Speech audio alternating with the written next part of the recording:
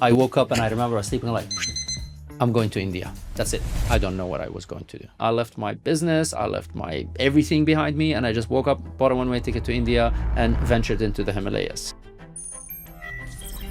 If you're successful, your success becomes your curse. People don't question themselves when they're successful because they assume they're successful because they're smart. And the reality is sometimes you're just lucky. It doesn't matter why. I think you always need to stop and ask and recalibrate. My work mainly is on advisory level with C-suite and boards where they have the decision-making ability to make an impact. And that C-suites include business owners that are, have a large-scale businesses to help them turn disruption into opportunity. You have to give up who you are to become who you are meant to be. And most people are attached to who they are. When I gave up who I am to become who I'm meant to be, that's not permanent. It's the meditative aspect. So just sitting in silence with yourself every day for at least 15 minutes, that's what's carried me through. Mustafa, because you work with different businesses, different industries, how do you see the disruptions in that industry while you are an outsider viewer to the business? How do you do it? Welcome to 0 to N, the real code of transformation. Today I'm honored to welcome in this episode Mustafa. Mustafa is one of the top 100 coaches for the future in the world. And Mustafa accepted today to have this discussion with me. He has a very exciting, very inspiring journey because he has been doing a lot of things, many life in his own life. He was an author, he was managing a business for events, he was also a host, a podcaster. Mustafa accepted to have this quick chat, 1 hour chat with me. But my personal story with Mustafa started in a plane. Actually, Mustafa was my neighbor in one of the flights going to Morocco. And we spent 8 hours, almost 8 hours together where we already chatted and then he shared some wisdom with me. So I invited him to be part of this journey because I really feel that you guys can get a lot from the life and the journey and also all the learnings that he has done throughout his life. I was telling Mustafa that his journey is similar, or actually the reason why I started this whole podcast, 0 to N, because he had multiple turning points in his life, multiple impossible problems. He pivoted multiple times. So Mustafa, I will not start from the beginning. I will not start from the end. I will start from the middle. I want you to tell us or to take us to the moment everything shifted in your life. First, hello Rashid, how are you? And thank you for having me today. And yes, what a coincidence. We end up on on the plane together to Morocco, and then we bump into each other again in Dubai. So I think this was meant to be. So thanks for having me. Pleasure. I think the middle is a bit of an interesting question because with my life traveling and being an executive nomad, I'm every few months on a plane somewhere, living somewhere, moving around. I'd say the middle probably for me happened in Dubai at the peak of what my success was around 2000, somewhere around 2008, between 2004 to 2008 in Dubai. And that was pretty much a bit of crisis that was following the global financial crisis and a spiritual crisis internally when I started asking myself, I had everything on the outside that seemed fulfilling to the outside world. So I wouldn't use the word fulfilling, even seemed to be success per se. But on the inside, I was still feeling very empty. Why were you feeling empty? I think at that time I didn't know. That was the journey. Where that was the finding the answer to that is what drove me to that journey. So really, it was about thinking I had an event agency that I started from 4 people to 45 people, multi-million-dollar turnover, was pretty much one of the first event agencies in Dubai at the peak years. We were running events across the region for royalties, for multinationals. We were involved in a lot of the nightlife ventures in Dubai at that time also. So really it was a crazy life, burning the candle at both ends. So all the external success metrics were there, but I had never stopped for a moment in my life to ask myself, like, okay, what am I doing or what am I going to? Just caught up in the whole scene of what looked like a video clip from a rap song, basically. That's kind of the lifestyle we were enjoying. And for a young guy, no taking away from the fact that it looks exciting on the outside, And when did you start to question yourself whether this is meant for me or this is not for me and there's no meaning for it? Was it like from the beginning or was it more towards No, after? the beginning, I think I was just taken by the excitement. Mm-hmm.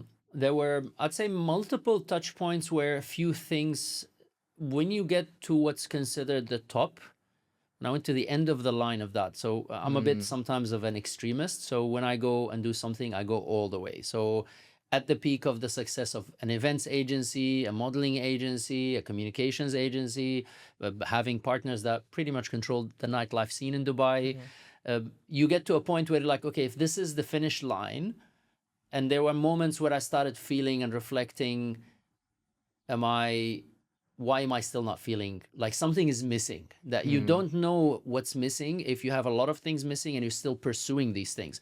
But then there was a moment when I'm sitting and I'm supposed to have everything, but there was a feeling of me that I'm still not, Something not. is. It's Alanis Morissette has the song where it says a thousand spoons when all you need is a knife. Well, I didn't know what I needed, but I knew that I had a lot of things that I didn't pretty much need intentionally at that time. So But so you that did was the mention, beginning. yeah, you did mention that you were at the top. But then how did you define top? Is it like top from a number perspective when it comes to your Top, business? Is look, I it mean, at the end of the day, when you get into business and life as a young guy, generally, at least for our generation at that time, I'm born 77. So at that time, for me, it was like, okay, you don't know much better. And of course, the world is totally different today. Today, there's AI, there's podcasts, there's all of these things were not there. So really, you have a certain image in your life that you see maybe in movies or you see successful people around you. Success for me was about getting a corporate job in a multinational. I handled PR for multiple multinationals, including the likes of Nokia, which is no longer here now, but it says how old I am. So for me that was successful. A kid coming from Syria, moving to Dubai and then moving to work at a multinational agency. I worked for Leo Burnett, MSNL, the PR arm. So multinational, handling multinational brands that people dreamed about. That's already a huge success. And then going to open up my own event agency and then having a lot of other things that come with it, like the communications and the modeling agency and the nightlife. So on all fronts, all the things that look success, I had them. But I had never sat down before that to define what is success. Yeah, it was a lot of what's the external things that would make people outside jealous of me. If you think about it, from that aspect, is not that I was seeking that, but when you go out and everybody's looking at you and envying you for the life you have, something inside you goes, oh, if everybody is drooling for my life, then I must be successful. But that's when the moments where things started happening for me to go like, I don't know, something is missing. I don't know what it is, but I know and something is missing. there was no event that happened during this period that actually made you question. It's just like from inside out. It started from things that were incidents, that little things. You'd be sitting. I remember we were sitting on a yacht in the Formula One. It was one of our friends' yacht, and in the Formula One, the yachts are lined up by size. So this was second largest boat that could dock on the marina in the Formula One in Abu Dhabi, right around the corner under the bridge. You get under the bridge and there's a corner. We were literally second boat. And then I realized that I was looking at the bigger boat next to us. That was one of the moments. I literally looked and then I'm like, oh, that's a nicer boat. And I caught the thought in my head. I saw it pass. It wasn't coming, like it's almost like I was watching a movie and I'm like, what? Are you crazy? Just look where you are. Yeah. Look what you're doing. Look all the smaller boats all the way down, and then look all the people on the grandstand. And my eye was In the first to one. the next boat, and I'm only one boat under, and I'm thinking, why am I not on the bigger boat? And that was a starting for me to start seeing these things. And from there, that kind of woke me up. There were a lot of other things that we could talk forever. There's a lot of bigger incidents that happened that made me realize that I'm definitely not on the path that I need to be. And when you had this realization, Mustafa, so what did you start to do? Slow down in the business, I mean, these or was things. it brutal? No, not that moment. This was, I'd Okay. say, that was kind of the first kind of the aha, first realization. It wasn't even a big aha. It was just an observation. Because a lot of times we live life on autopilot. You know, we're just like Yeah, going on, yeah, especially at the speed of life. And if you're yeah. successful, your success becomes your curse. Yeah, and You're too success brings fast, more success, and so then it you just don't think and you yeah, don't question. Why would you question if you're yeah. successful? And I see that now when I'm coaching a lot of executives. Mm, People don't question themselves when they're successful because they assume they're successful because they're smart, and the reality is sometimes you're just lucky. So it doesn't matter why. I think you always need to stop and ask and recalibrate, and I didn't have the mm, framework for these things. Today, media is available on mobiles, media is available. Back then I used to have to, passing by Dubai airports, buy documentaries on DVDs. So, and then, you watch DVDs and you had a limit of how much you could buy and then how much mm, you could mm. watch. And then you had to pile up DVDs. At a certain point after that, I started looking for an answer. And at a certain point, I had a dining table full of racks of DVDs of how much I was consuming, looking for an answer. So it wasn't that I found What an kind of answer. content did you consume at the time? Anything Was it, that I is have it a hungry mind. I have a hungry okay? mind. Like So self-development? Was it I introspection? watched everything that I could get my hand on, Mm, because remember the availability of also what's available. Today mm. it's all online. Back in the days, Yeah, you yes, go you indeed. go you go on the DVD rack, Mm, there's only maybe 10, 15 DVDs. mm. So you didn't have much options. And at a point of time, I just bought everything that I Okay. can. And you Nature, politics, business, whatever was available. Mm. And you never talk to your friends, your family, other businessmen about this so that you can share your feeling and then for them to tell you what's going on. Probably they are feeling the I'm same, revealing a lot about my age and the difference between my age and your age, because at that time, all of what you're talking about was non-existent. I was pretty much actually, my friends used to laugh at me, because when I used to get all these personal development audiobooks Mm.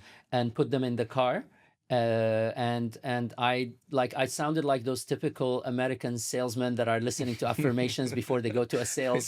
If you remember, I think the founder, the movie of the McDonald's guy, where he Yeah, put those yeah. I literally, it was that. There's only few people that were offering that kind of content, and that Mm. wasn't easy to access. There's nothing called downloads. When I discovered back in the day something called torrents, I don't know if you know torrents. Yeah, yeah, yeah. Where Okay, you download all when I the discovered torrents, that was a breakthrough, yeah, because I went from DVD and to then I got a torrents. laptop, Yeah. and I had two laptops plugged in, one purely to download and one purely to watch, because I was watching faster than I can download at the Mm. speeds of internet at that time. So you understand the limitation of what's available. I also maxed out my ability to grow.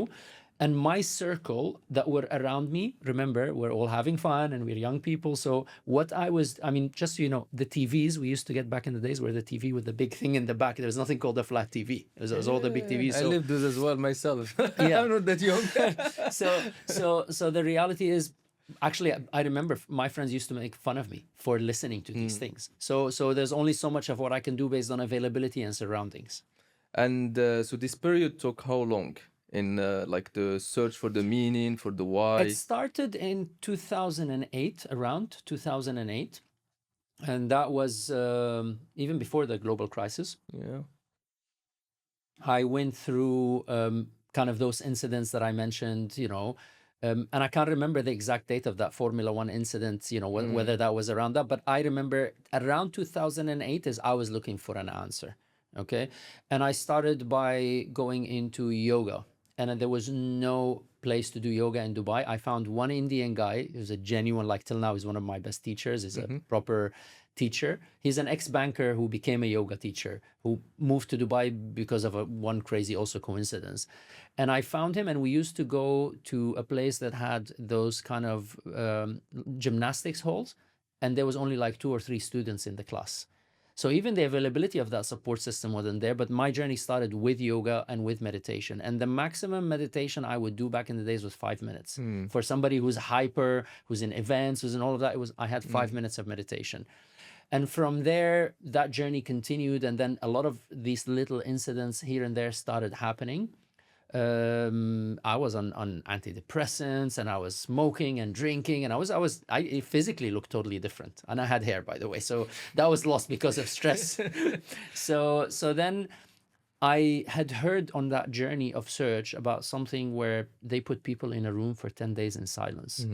I heard about it, and at that time, I'm like, it's crazy. What do you mean I sit in a room for 10 days and be silent? And when I did Vipassana, that was Vipassana. I did Vipassana in the beginning of 2012, and that was a big pivot for me because it was for the first time in my life I stopped and I started actually, you know, that moment when I told you I observed myself watching the thought.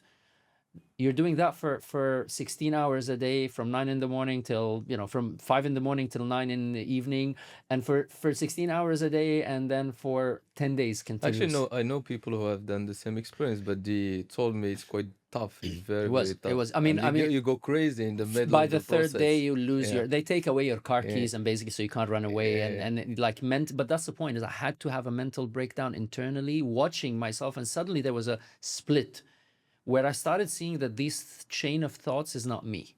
Mm. That moment I told you when I saw the boat thing was okay. It was a blip on the radar, but then I was back to my normal life. After Vipassana, I had a bit of a distinction that my thoughts are like my shirt. It's not me. It's something I wear, and my thoughts is something I wear, which means all that stuff that I've been feeding myself, the old story was dominant, but also all the learning and the documentaries, and that's why what you do is great, because you give people a new upgrade to their software, and they listen to people to upgrade their software and learn and learn. And there's a moment when the distinction became, and then I'm like, I need to take off that old shirt, and but I didn't know how. But all I knew is I could see the distinction. And that drove me by towards the end of 2012 to just wake up. I woke up one day and I'm like, I'm going to India. No plan, no reason. It was just a strong intuition that told me I had to buy a one-way ticket to India. I left my business, I left my everything behind me, and I just woke up, bought a one-way ticket to India, and ventured into the Himalayas. So I'm gonna go back to the thought when you said you want to replace the old shirts, and then there are some thoughts that were not yours, but they are still coming to your mind. So how did you come up with that?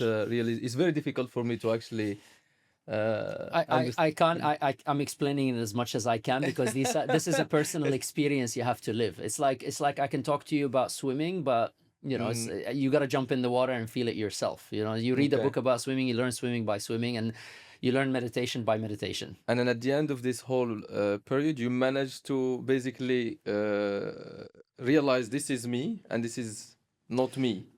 So as I said, the Vipassana meditation showed me the clear separation to understand Mm, that okay, there's a me under that what I see on the outside. As much as when I go home I take off the jacket, I take off the shirt, but I'm mm, still me. It's just the association became less on that what is this, where a lot of people are associated with that success. It's what I wear, mm. what I own, what So I what is drive. your new shirt now? No, that's a long journey of how many shirts, because I changed so many shirts. I changed so many shirts, but now I'd say it's none of it. It's none No, of it. And okay, that's a journey. It's not a okay, question of over it. You know, you're diving too quickly, too deep into okay, because that is going to get too philosophical very quickly of yeah, okay, we are not the shirt. There's no shirt. The okay. reality is all of this is a packaging. I need to show up. You don't want me showing up without clothes to the podcast. I need to show up here and then, but that changes with the context, Mm, which means my shirt now, because I'm on something a bit more, okay, we're talking business, we're yeah, talking that, I'm wearing this. But when I go to the gym, I wear something different. of course. When I go do my yoga, I wear something different than I wear in the gym. So you Okay. see, over time, you realize, and that's such a freeing thought when you're able to understand that you are not your thoughts.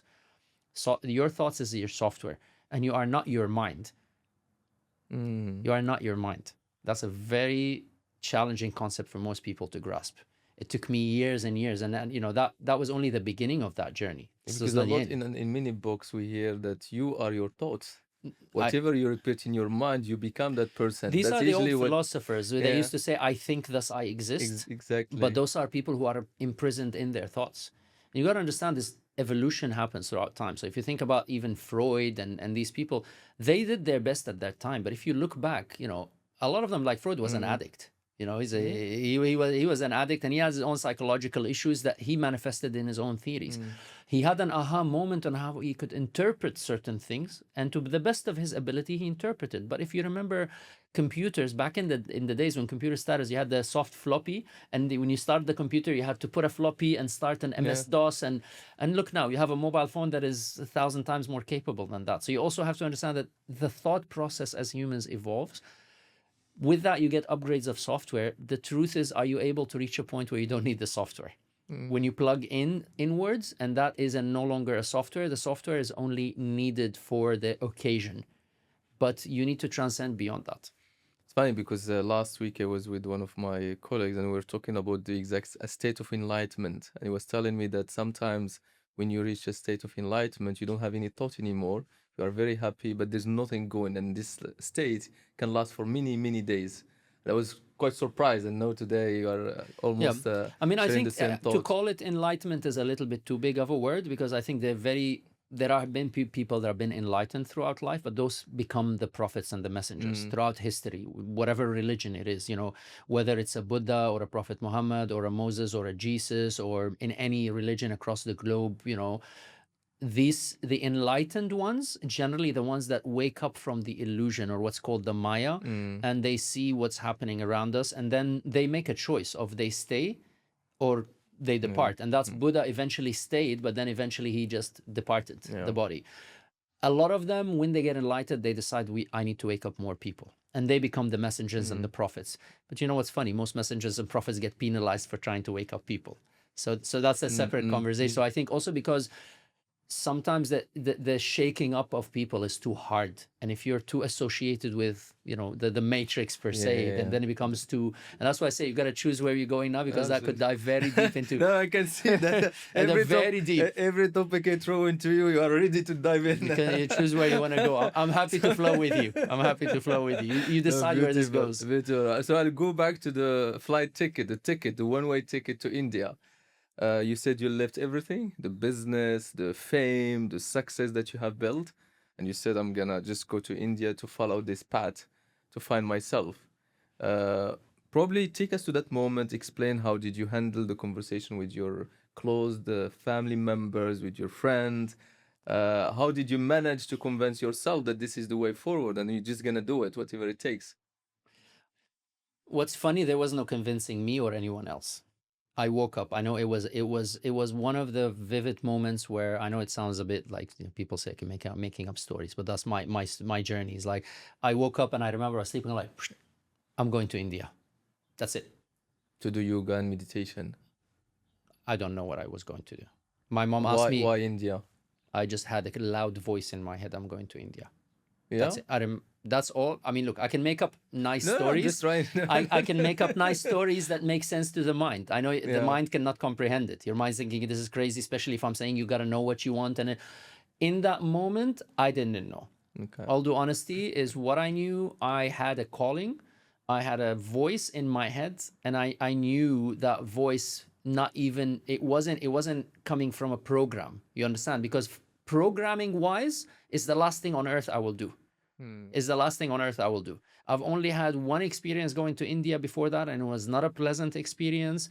And for somebody living in Dubai at the peak of success at that time, a few years before that, I had 3 cars. I had a 4-door and a 4-wheel and a 4-door manual sports car and a 4-wheel for every day and a convertible for the weekend, and had a 6,000 square foot office, 45 employees. You can imagine the lifestyle I had. The last thing on earth I'd want to do is go and have nothing and go into the Himalayas. That's not something that was natural to me. My trips were about luxury and lifestyle and everything. So the voice got in my head, but I felt it like something like a quiet bubble that bubbled up, and it came in, and boom, came in. It was like, I'm going to India. It was a quiet, loud voice. I don't know if that makes sense. It wasn't like screaming. Yeah, and I don't want to philosophize that and call it a calling. It was just a voice. That's how I would describe it. And it was, I'm going to India. And I remember I still do, but I had an injury when I was young in my 20s because of I do a lot of extreme sports, and I slipped discs in my lower back. And people who know these kind of injuries, you live with them. Your life is not easy after that. It's just something you live with. And my brother started laughing because when I told him that, I was limping, going to the toilet in the apartment, and my brother was visiting from Syria. He started laughing. He goes, "Dude, you can barely walk to the toilet. What are you gonna go do in it?" Because I told him, "Come with me." I had seen a documentary of 2 brothers that were traveling around the world. I said, "Come with me. We'll do this together." And he started laughing. He's like, "Dude, you can barely walk to the toilet. What adventure you want to go on?" So there was nothing that would have made sense. And honestly, I did not know. I remember a conversation I had with someone before that in that year, and she said, if you like yoga, you have to go to Rishikesh. So all I knew is I'm buying a one-way ticket to India, and I'm going to a place called Rishikesh. I landed in Delhi, asked them, when is the first plane to Rishikesh? took a Rishikesh, got out there, took the first taxi. I said, take me to a hotel. I say he took me, and it was a bit of a village type situation where he took me. I came, and there was a place with all these undies, white undies hanging outside. And he goes, okay, this hotel. I said, perfect, that's my place. I had no 180 No degree plan, and nothing. 180 degree from whatever I would do in my life, but something felt right about it.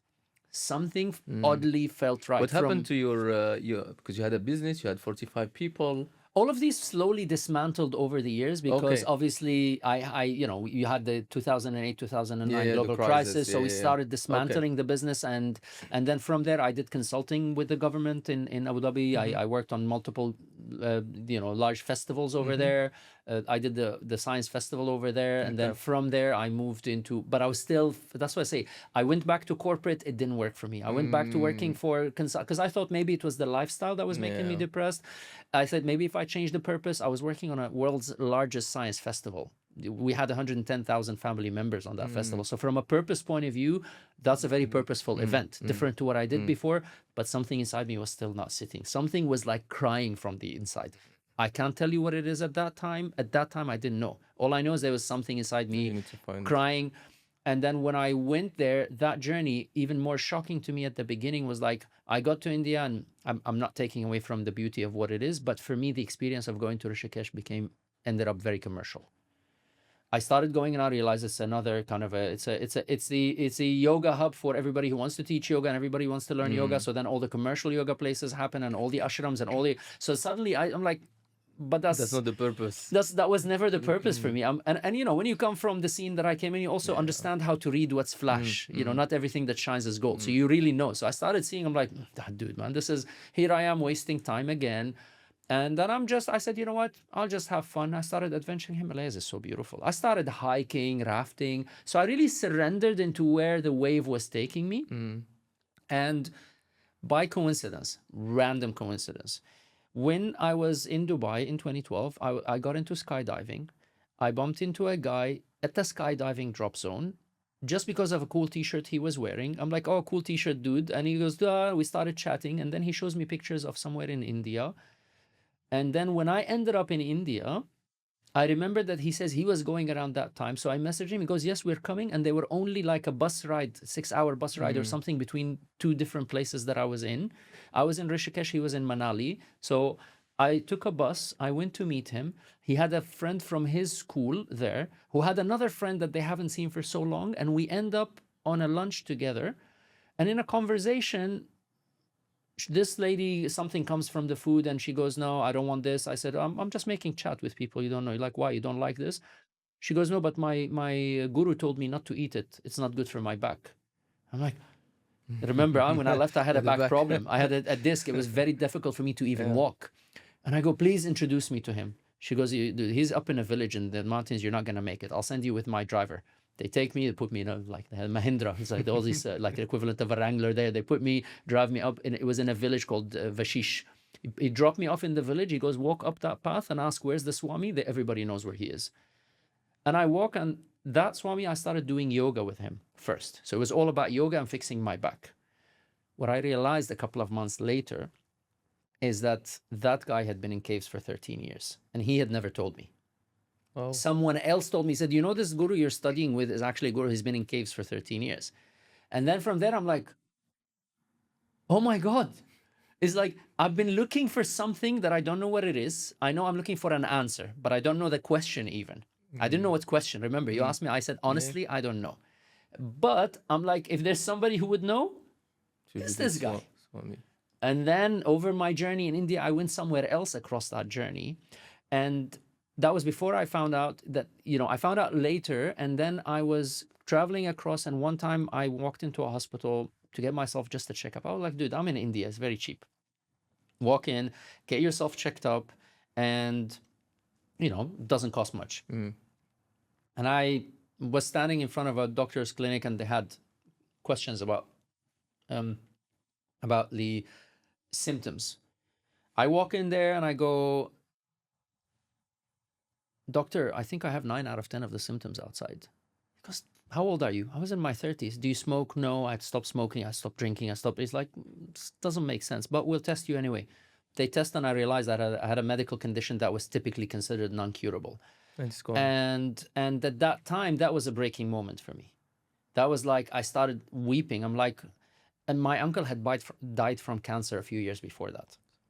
So then I'm like, what is it if this was cancer?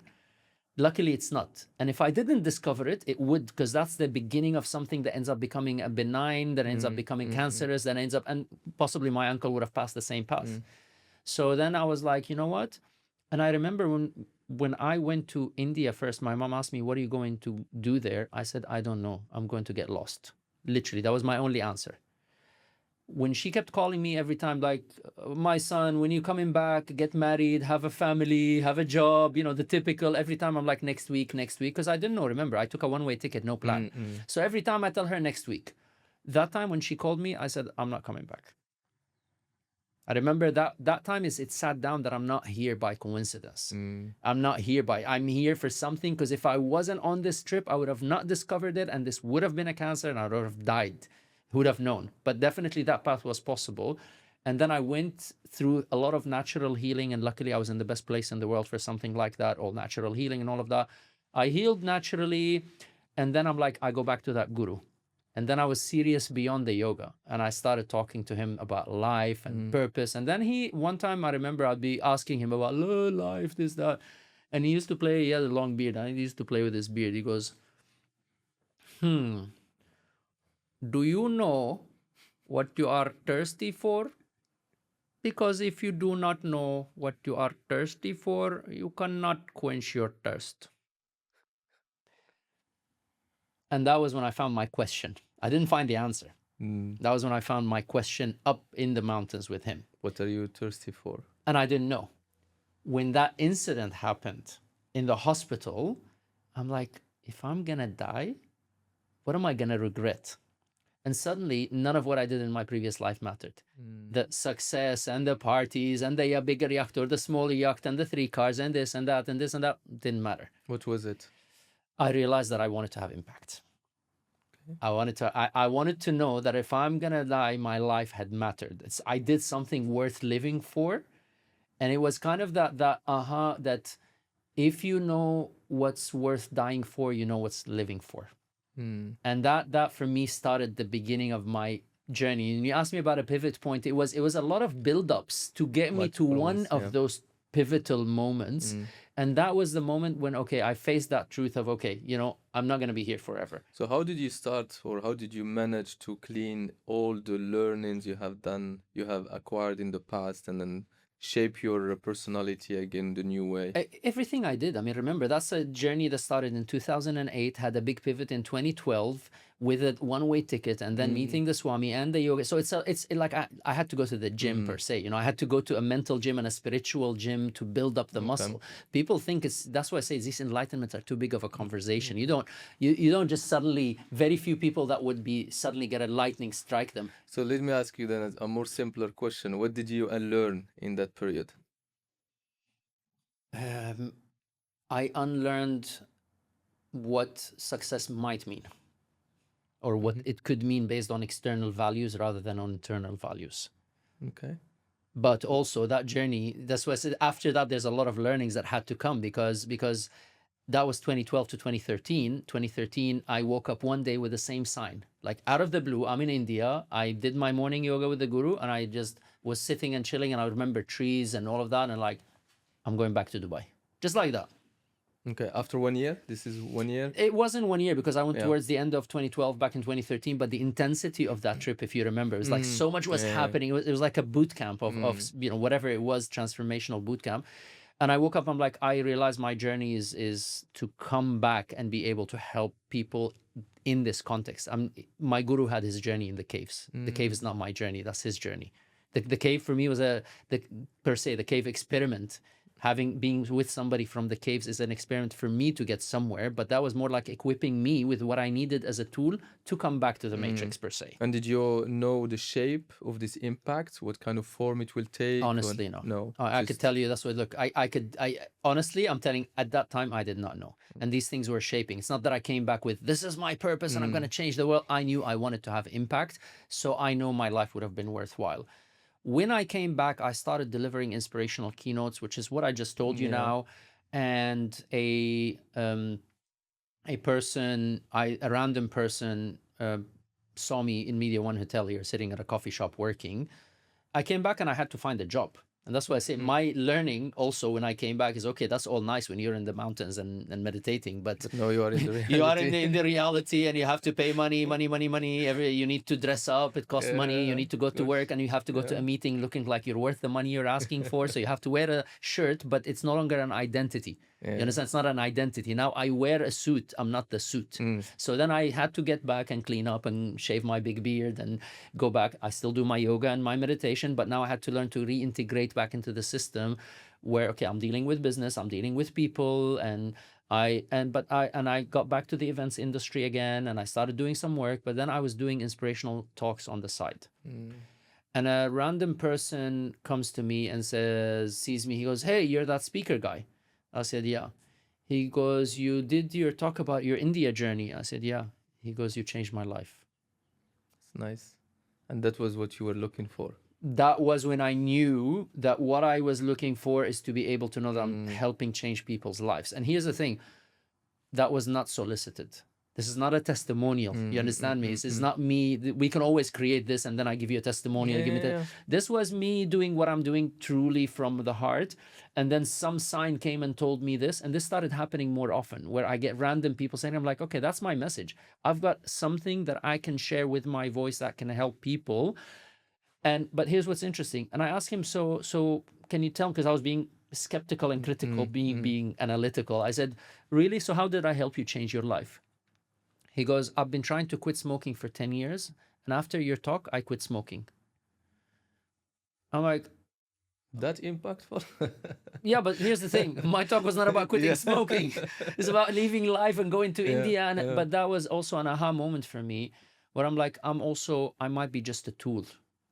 I'm not the one changing people's lives. Just so I didn't get too attached to, it's about me. I'm not the one changing people's lives. My story has been a vehicle or a conduit to help somebody find their inspiration. And my analogy, my talk was called Cavalli to Manali. So going from the Cavalli nightclub lifestyle into Manali in India, where I met my guru. That was for me everybody's A to B. Cavalli to Manali, for him smoking to non-smoking. It's 0 to N in your case. It's literally about helping somebody take that leap from 0 to something. That was what I offered. And this is the beginning of my journey on the path that I'm on today. But even from there, where I was and until where I am now, totally different. Like so many layers and so many maturity came into that. It's interesting because we see a lot of reinventions, a lot of transformation happening. That's why I told you in the beginning, you are actually the example of this whole podcast we are doing, 0 to N, because you have gone through the whole transformation, and it's still happening probably today. A lot. That was only one. Yeah. You question yourself every single day. I can life keeps throwing you curveballs, man. It's like literally is so transformational that I'd say I've gone through similar level of transformations on average every 5 years since then. Every 5 years I'm through a big transformation but the difference is now it's that much easier for me to surrender to the transformation.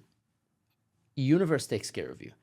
Believe in whichever you want to believe in, whatever God you want to call. If you're an atheist, you believe in a universe, call it whatever you want to call it. There's something bigger than all of us. Of course. We all go to sleep, and there's something that wakes you up in the morning. Whatever that first energy that comes into your body in the morning, trust in that connection. That's your inner being.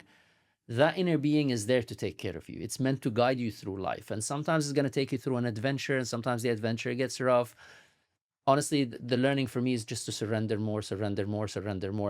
I say it easier said than done, even for me. Because here's the thing. What happens again is, I have a new identity. I'm the yoga guy. I'm the guru guy. I'm this. And then that identity had to be shattered because I came to the reality of I need to work and I need to make money and I need to go to businesses and I need to talk. So with every identity, I had to learn to shed the identity at this stage of my life. I mean, that was That was 2012 to 2013. Today we're 2026. Mm. From then I had about 3-4 kind of rotations and flips where it becomes so much that you want to be able to just go, I'm none of those things. I'm just whatever is inside me. So what's your advice, Mustafa, to people who wants to transform and then build multiple identities and then remove the past, build new version of themselves? Is it like a Don't build any recipe? identities. It's literally against what you said. Don't build any identities. It's very, look, you- I can say it as much as I can. And also everybody has their journey. Sometimes you have to go through their journey of building an identity and breaking it, and building an identity and losing it, and then crisis after crisis after crisis. So I think you, on that journey, one thing I learned is on the journey of transformation, you have to give up who you are to become who you are meant to be. And most people are attached to who they are. What I did not know that when I gave up who I am to become who I'm meant to be, that's not permanent. Because who I'm meant to be in that stage was okay for a stage, but then I had to grow as much as you go from elementary school to prep school to high school to university, masters. So you have to graduate also, allow yourself to graduate those and let go. So the biggest advice in that journey, I'd say, number one, honestly, what carried me through all of this is meditation and yoga. And yoga is a form of meditation. So if you go yoga as a gym, that's a different practice. But if you go yoga as a meditative practice where you're present, that helps you get that clarity. So, and you can't practice yoga, you don't want to practice yoga, it challenges your belief, not an issue. It's the meditative aspect. So just sitting in silence with yourself every day for at least 15 minutes, that's what's carried me through. That's, if you tell me in the last 10, 15 years, the golden thread, if I'd given one advice to everybody, meditation. You know why? Because the answer is within you. You can only listen to me, listen to you, listen to other guests, but that might form a new identity. That identity might be needed to drive you as a bridge from one step to the next step. Yeah. But from that next step, then you might need to shatter that identity. And if you're too attached, that becomes a painful transformation. So the easy way to actually build the transformation is meditation and yoga. So is there like, how can a person who is not comfortable with meditation and yoga, you said like when you started you were only able to do 5-10 minutes.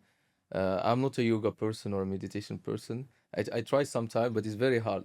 What's your advice to someone who wants to try? And Look, yoga, as I said, I understand. You don't have to. And even me, sometimes throughout my journey, my yoga has been kind of flickering up and down. Meditation is non-negotiable. So if you're not a meditation person, my so only you advice, need to force yourself to it. Just not force, but you become a meditation person. Sorry, you have to become a meditation. There is no two ways around it. It's like you go to somebody and say, I need to get fit. He goes, go to the gym. You say, I'm not a gym person. What else is there? so every single person on earth should be a meditation person. Then Meditation, every single person should do meditation according to you. meditation is our natural state. You want to see somebody in ultimate meditation? Look at children. See, meditation is not about sitting in silence. Meditation is about being in the moment, what your other guest called as the enlightenment. And enlightenment is a big word because enlightenment means you're in a consistent, present, meditative state. But then when you see life, you'll see life from a different. But we all get, the Japanese Zen, they call it Satori. Satori is a glimpse of enlightenment. So it's a momentarily enlightenment where you suddenly have a silence and everything becomes. We've had a couple of those throughout this conversation. I could see everything switching off in your brain and your eyes. You became so present, and then we go back into the mind because we need to talk and we need to communicate and we need to. So then it's the mind construct. No, because I'm thinking actually, you throw something into me, I'm like, this is interesting. But- And and then that it is- goes into the thought itself. And that's the thing. The moment you get that, that's the awareness moment. The increase of awareness. That's a meditative moment when you're in the present. But then we go back into let's talk and then it goes into the mind, and that's all good. That's all good. That the thing is, meditation. The meditation you do in the morning is just training for you to be present for the rest of the day. So when you tell me everybody should be a meditator, everybody should be a meditator because that's the only state you know the truth in your life where you're not being bombarded with so much media and so much content and so much programming. Because as much as you and me trying to give people valuable content, there are so much content out in the world that is dangerous, in my opinion. The challenge with this is dangerous because it's a two-sided sword. Yeah. It gives everybody with a voice, with an Yeah, the opinion, a platform. voice. Yeah. And then these opinions sometimes are diluted, manipulated, dangerous, have bad agendas. So even in the industry of self-help, this industry have been plagued with so many of what I call the infomercial sellers. They're just trying to sell people a lot of where their products are packaged as this is what's going to save you.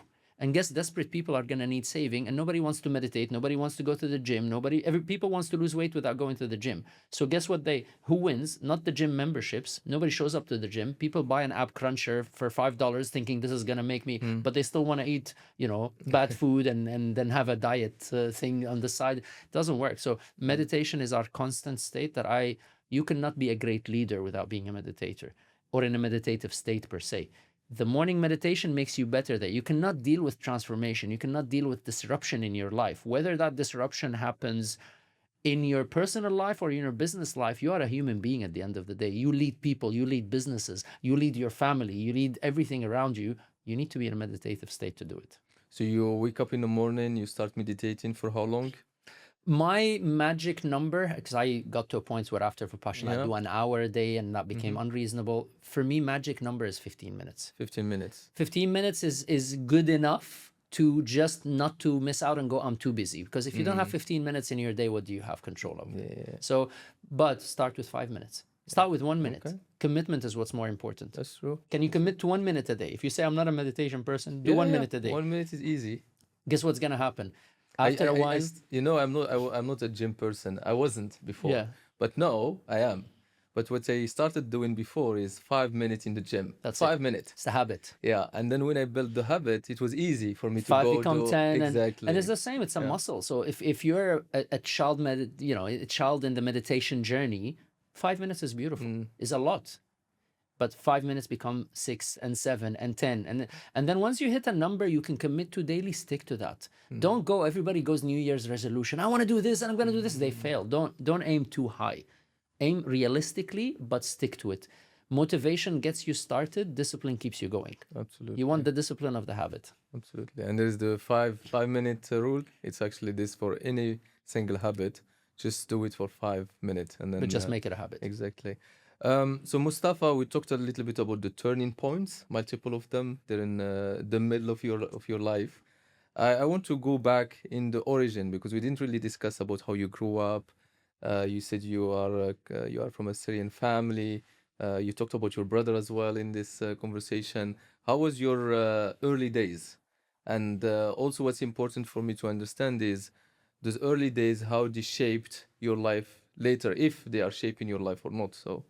Look, I think everybody's early days shapes them. In the context of what I'm doing now, hindsight is 2020. I can always look back and tell you how that shaped me today, but in the moment, I don't know. That's all hindsight analysis. And I think people talk about how their early days shaped them. Over time, I'm realizing it's your now day that shapes you.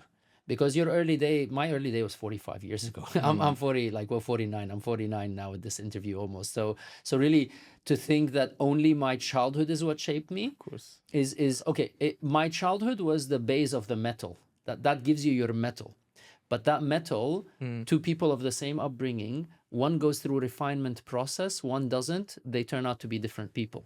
So in that context, I moved countries every few years. I've lived in, by the time I got to Dubai, I had lived in,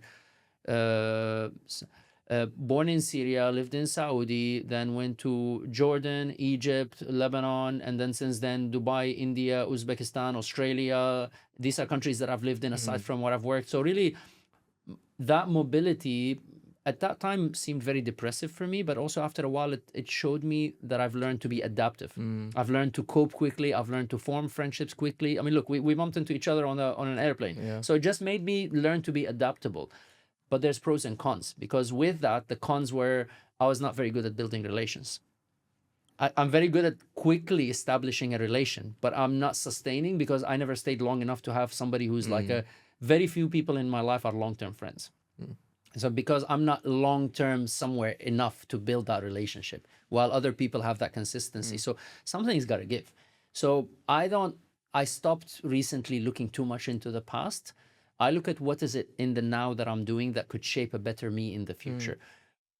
If that one day reflect and go, oh, when I was a child that helped me, great, that's a blessing. But what I did today, what I did yesterday led me here today, not what I did 45 years ago or 49 years ago.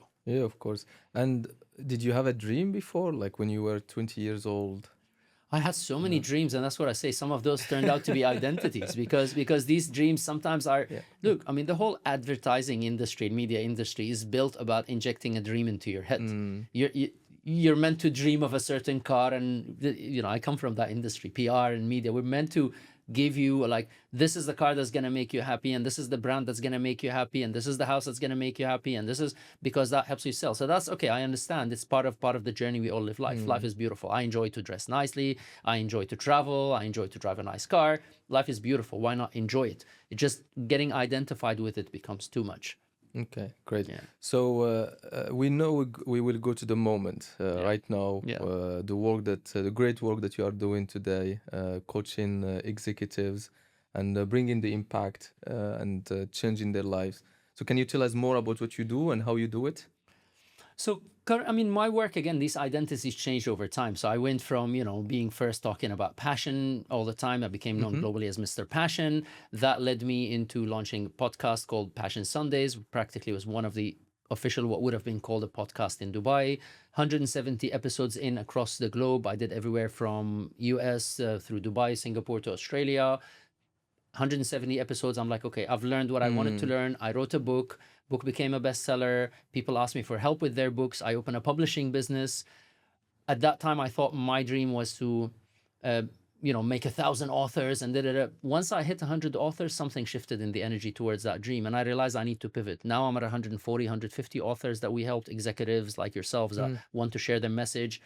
Then from there, I started getting into doing more executive coaching, became one of the top 100 coaches of the future. And I thought, oh, it's all about the executive coaching, which I still love do because I love to see the transformation. And that shifted from me working with individuals into working with leaders, because I realized if I'm working with one, I'm only serving one person. I work with a leader, I'm serving everybody they manage.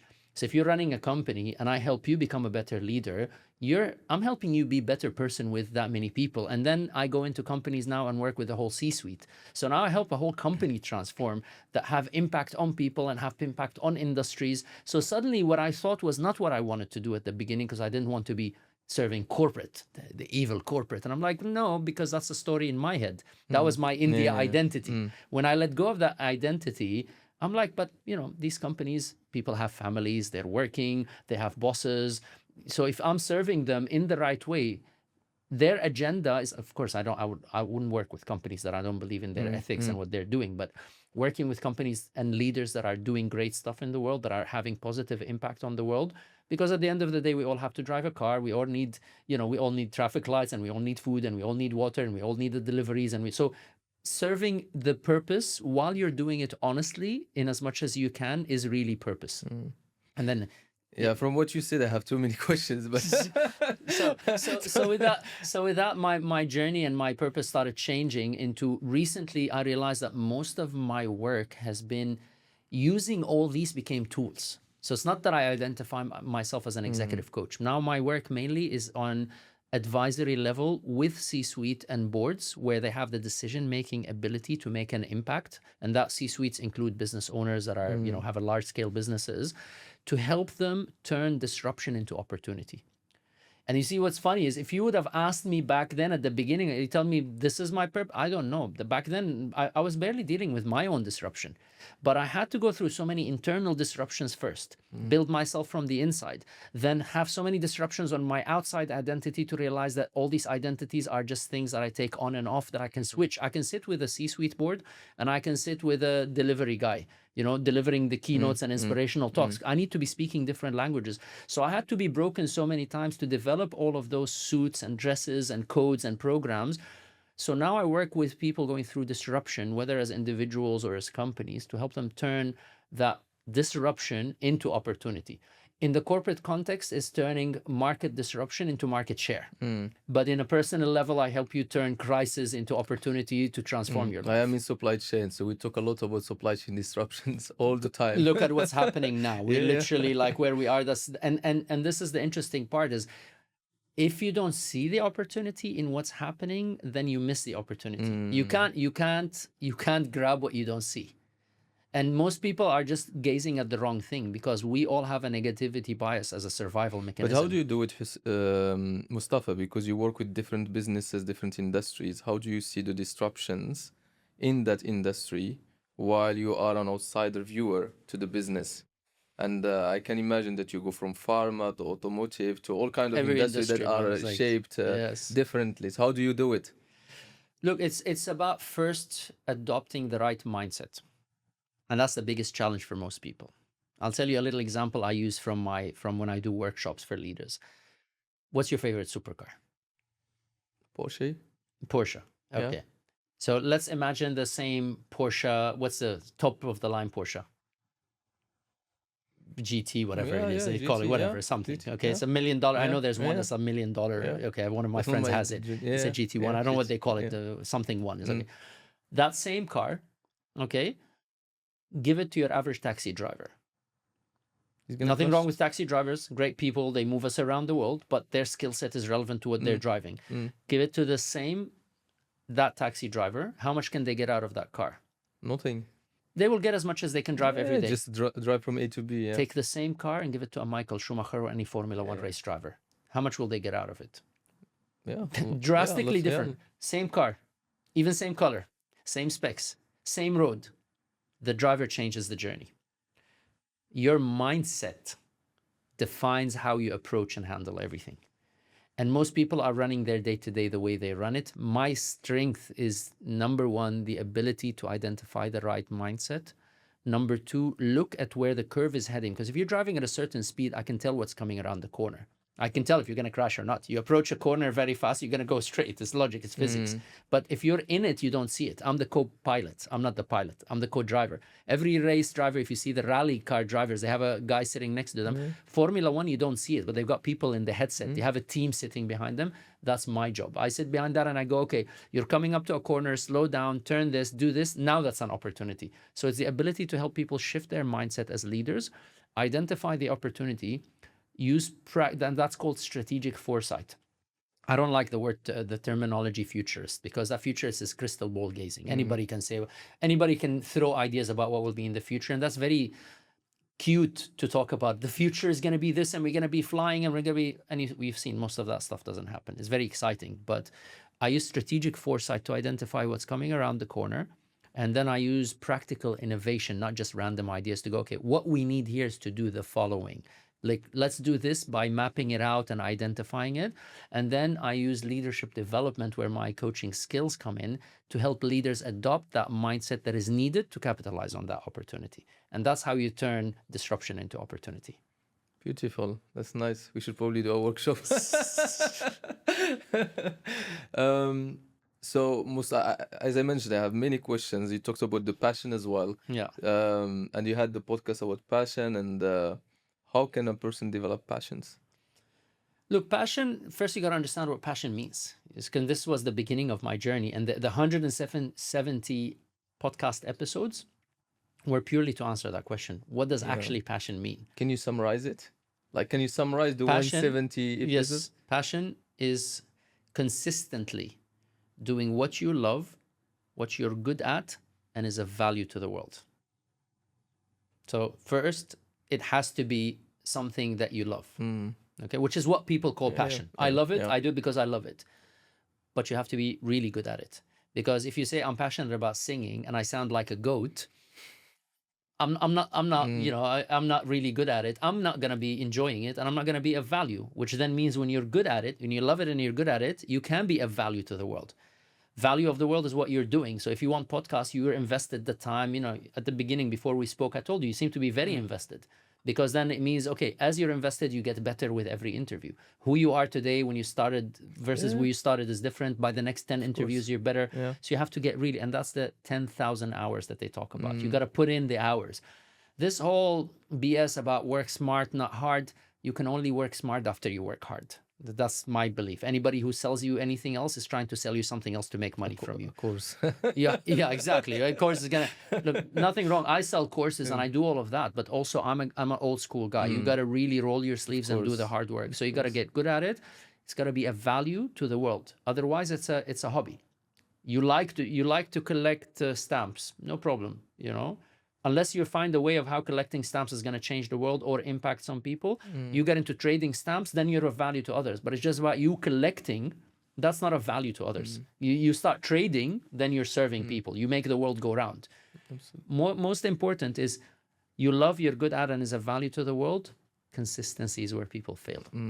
Because if you don't stay consistent at it, to the habit, to all the things, you show up to the gym once or twice, you're not passionate about your health. You're passionate about your health when you show up to the gym every time you can and you eat healthy consistently. So consistently doing what you love, what you're good at, and is of value to the world. So my message to people is, if you want to find out what's truly your passion, first, I used to have a nice exercise. I call it the $1 billion question. Okay, ready? Go for it. Everybody who's listening, if you have a checkbook, pause this, go get your checkbook.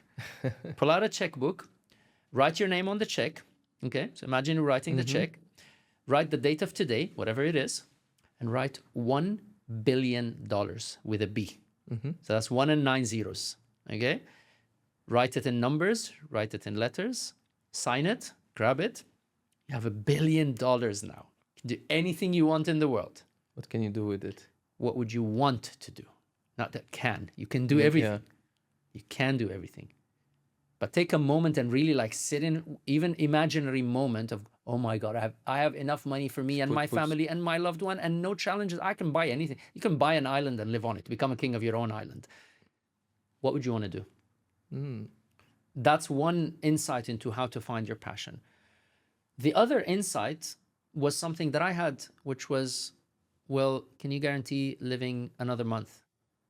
Nobody. No. I mean, look, we were here, and while we're happening this, we had like rockets flying over us in Dubai, which we never thought is going to happen. We're blessed to be in such a safe country, but that makes you realize the reality of nobody's immune, you know? So then if that's your case, if you can't guarantee living another day, what are you waiting for? And what would you regret not doing? Because the answer of me having the scare, what was I going to regret not doing, is not having impact. So one is the unlimited and one is the limited. The ultimate limitation of we're all going to end our life one day here, whether we like it or not, and we don't know when is that going to happen. And if you had unlimited resources, those two would be the beginning point of putting you on track to go, okay, maybe that's my passion, because passion is purpose. Passion is not just what you love. There has to be a purpose. And when you're on purpose, you work hard at it, you learn from it, you grow at it, you add impact, you make it change the world, and you stay consistent at it. Yeah, you mentioned, Mustafa, in the beginning that a lot of people that are successful, they think that they are doing it with the hard work and the effort they are putting. But you said that it's sometimes just luck. So do you think luck is actually what can get people to be successful? Look, it's actually a question I have asked multiple guests as well. It's funny, but you also mentioned... I hope I'll give you an answer that might make sense in my own perspective. Luck is opportunity meets preparedness. Luck is opportunity meets preparedness. Most people that got lucky were just prepared for a certain opportunity, and the opportunity came. Now, when we say lucky, some people were passively prepared, which means they didn't actively prepare for anything. It just happened. You're sitting there, market boomed, everything was easy for everybody. Those are the people that get lucky. But those who are consistently successful are the ones that are consistently preparing to be successful. So my logic is, look, everybody goes, you said it, go up and down, up and down, up and down. My logic is use the lows to prepare for the highs. So when I have a downer, I've learned to use it for something useful for me. So a lot of times business goes down. I don't know anybody who's consistently flying, okay? Go up, go down, go up, go down. When I'm on my downer, I'm like, great opportunity to reconnect with family instead of working 16 hours a day. Great opportunity of getting into my health. So like I had a literally not so far away, a couple of years ago, I had another downer in my business. I told you, I built the publishing business. It went up. Pandemic came, COVID came. What am I supposed to do? And I'm like, okay, I'm gonna get in the gym because I'm getting close to my 50s, and I have been fitter now than I've ever been in my life. And for my own joy, I busted my ass in the gym for so long, and I ended up doing a photo shoot. And when I looked at the picture, I almost had tears in my eyes. I'm like, I never thought that I'm ever going to be able to look like this, even when I was in my teen years. Because I put the years. So use the lows to prepare for the highs, but it's not always on the business. You have spirituality, you have family, you have money, you have learning, you have health, you have social. Use the lows to serve you, because then you're a better person, a stronger person, a more prepared person. When an opportunity comes, even if you're not prepared business wise, you're better in better health to cope with the stress. You're in better mindset to identify the opportunity. That's for me luck. Luck is opportunity meets preparedness. So you got to keep preparing, and then you know that you're helping make your own luck, and that takes a lot of blessings. It's just also, it's sometimes you do your best and it doesn't work. You just stay consistent. Mustafa, we're getting at the end of the episode. I know I actually have a lot of questions for you, but I think we need to do another episode to cover for it. But it has been a very rich and insightful 1 hour, or even more than 1 hour. Thank you. I enjoyed it a lot. I do have questions that I will ask you afterwards. But is there any last kind of word you want to say to the audience before we close? I think this we've episode? said a lot. I'm not sure if I want to say last word. I don't want to say there's a lot that we said, but honestly, I've given in every part of these questions you asked what I believe in that moment, and I would stand to be corrected. Everything I say, maybe you interview me a year from now and I say I was wrong. Yeah. All I can share is, when you ask me, I shared with as much honesty as I can. Thank and you. I think the biggest honesty we owe is to ourselves. Never get high on your own supply. Don't get high on the stories you tell yourself, because then you get caught up in the this is me. This is not me. This is what I wear because of what I need to wear. And that's where I take it back to meditation. So out of everything that I would say is, number one, really find what's your true passion, purpose, and calling, because life is hard and life is challenging and life is going to throw you curveballs. So number one, find out that calling. Number two, always remember, with every challenge, there's an opportunity and a blessing. Use your lows to prepare for your highs. And remember, the only thing that overcomes hard luck is hard work. So you stay consistent. But the only way you can have hard work is when you have passion and purpose. Of course. And the one thing that's going to help carry you through that is really the health of your mind through meditation, and the health of your body by caring for your body. If you don't have those, you're not going to even probably survive to see it. Exactly. Mustafa, thank you so much. Thank you very it's much. A pleasure. Thank it's a you. pleasure having you. Thank you for having with me. us. And really happy to share. Thank hopefully we'll have another episode. you. Thank you. Thank you. Thank you.